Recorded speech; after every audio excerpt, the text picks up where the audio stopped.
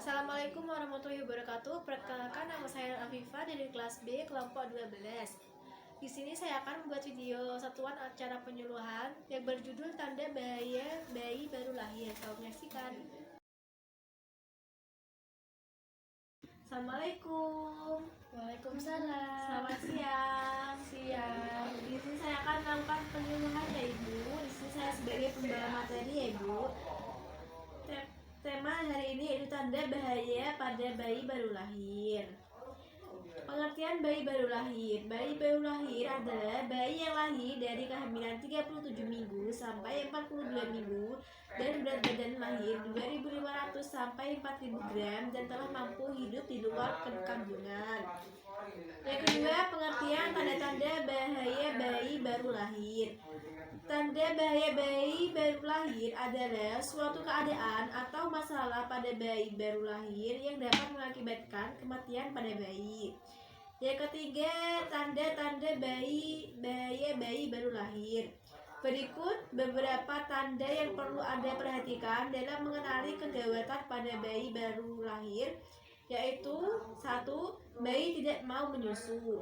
Anda harus merasa curiga jika bayi Anda tidak mau menyusu ya Ibu.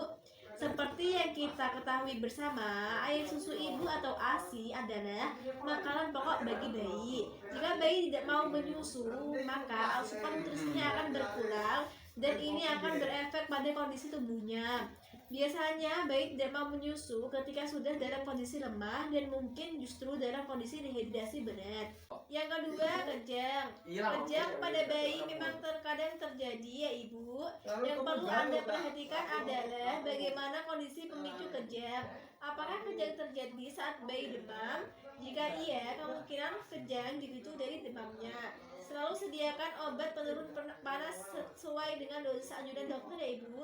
Jika bayi Anda kejang namun tidak dalam kondisi demam, maka curigai ada masalah lain. Perhatikan frekuensi dan lamanya kejang. Konsultasikan pada dokter ya Ibu. Nah, yang ketiga, lemah. Jika bayi Anda terlihat tidak seaktif biasanya, maka waspadalah. Jangan biarkan kondisi ini berlanjut. Kondisi lemah bisa dipicu dari diare, muntah yang berlebihan, ataupun infeksi berat ya Ibu. Dan yang keempat, sesak nafas. Frekuensi nafas bayi pada umumnya lebih dari manusia dewasa, yaitu sekitar 30-60 kali per menit. Jika bayi bernafas kurang dari 30 kali per menit atau lebih dari 60 kali per menit, maka Anda wajib waspada ya Ibu. Lihat dinding dadanya, ada tarikan atau tidak. Yang kelima, merintih. Bayi belum dapat mengungkapkan apa yang dirasakannya. Ketika bayi kita merintih terus-menerus walaupun sudah diberi ASI atau sudah dihapu-hapu, maka konsultasikan hal ini kepada dokter ya Ibu. Bisa jadi ada ketidaknyamanan lain yang bayi rasakan. Yang keenam, pusar kemerahan.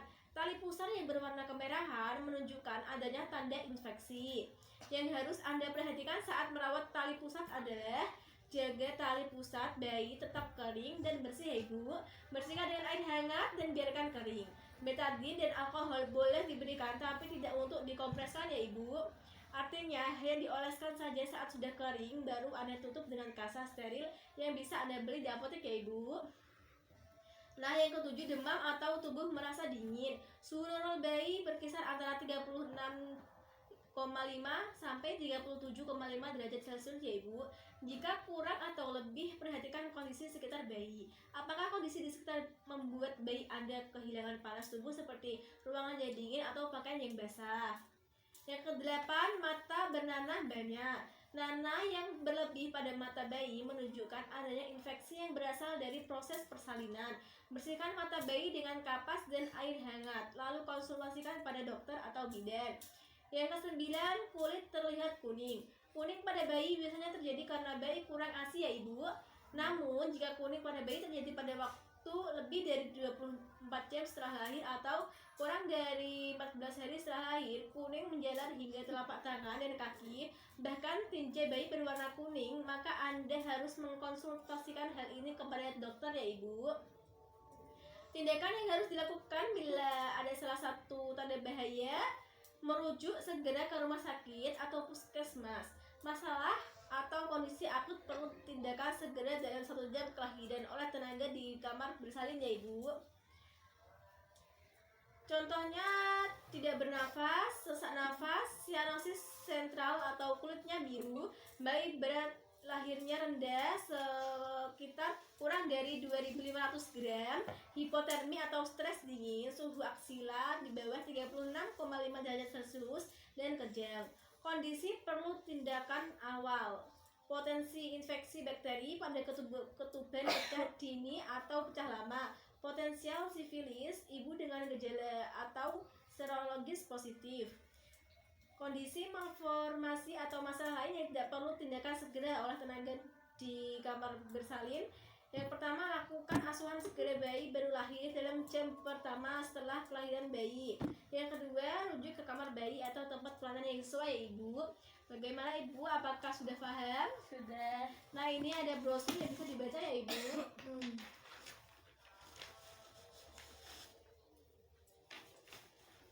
Bagaimana ibu? Apakah ada yang ditanyakan? Tidak. Baiklah, sekian ya ibu. Apabila ada salah kata, saya mohon maaf. Wassalamualaikum warahmatullahi wabarakatuh. Waalaikumsalam warahmatullahi wabarakatuh. Terima kasih. Wassalamualaikum warahmatullahi wabarakatuh.